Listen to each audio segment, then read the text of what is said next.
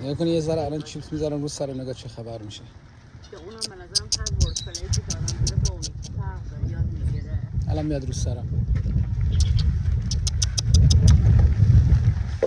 نه واقعا من فکر میکنم واقعا مخصوصا تو ببین که این همه تجربه چیزی داری کانسالتنت الان چیپس ها رو سرم میخوره. نیرویی که داری تو بذار بشینم.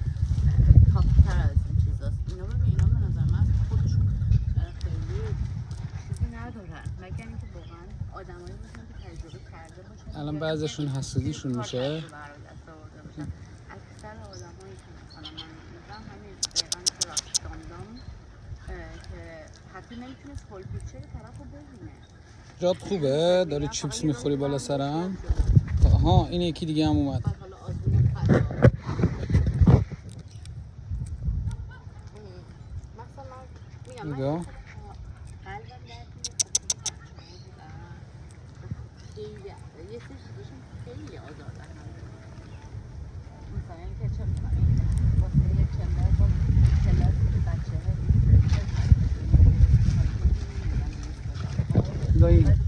نمی‌بینین خیلی خوشگله.